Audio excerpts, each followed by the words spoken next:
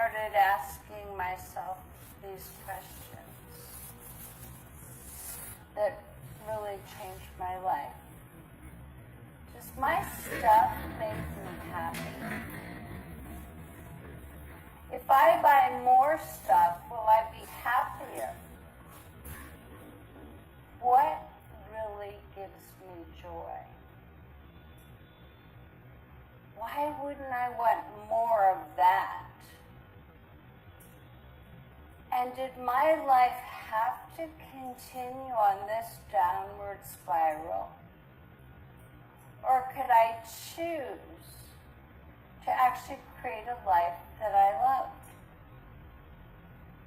After all, for 40 years as an interior designer, I've been designing other people's lives all over the country.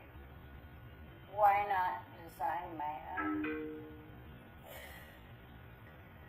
In December 2015, at a Christmas party in my home, a gentleman asked, "Rita, how much longer are you going to live in this big house by yourself?"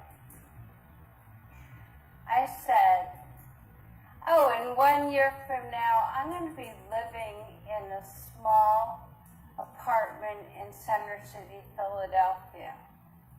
I have no idea where those words came from. But in that moment,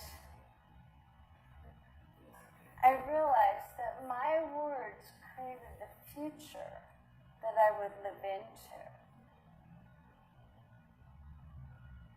January 2016, I sat on the living room floor of my big home. I looked up and I cried. I had no idea where to begin. So rather than making downsizing a project, which is always harder, I decided to make it a game. So I called family and friends, many of them are here right now, and enrolled them in the possibility of helping me attack just one area of my home at a time for just 4 or 5 hours on a Saturday or Sunday. So week by week, for an entire year, they helped me disperse stuff that I'd collected over many, many years. Downsizing is not without emotions. At one point, I found my father's alarm clock, and I could hear him winding it to get up early to provide for our family. As my relationship to stuff changed, the process got easier and easier.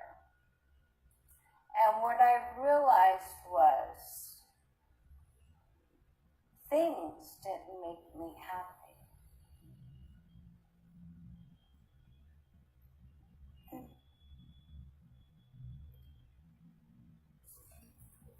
A year later, here I am, Center City, Philadelphia, my beautiful little jewel box apartment. I moved from my 5,000 square foot home in the country to 867 square feet in Center City. I gave away 95% of my possessions to people who needed them or wanted them. And I'm living on 5% of what I once owned.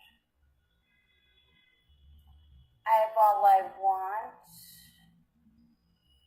and all I need, and I've never been happier. I'm living that simple, joy-filled life that I experienced in Sandoval. I'm living in alignment with what matters most to me. More time with family and friends. More resources, more freedom to travel, to learn, to actually live the life that I designed for myself.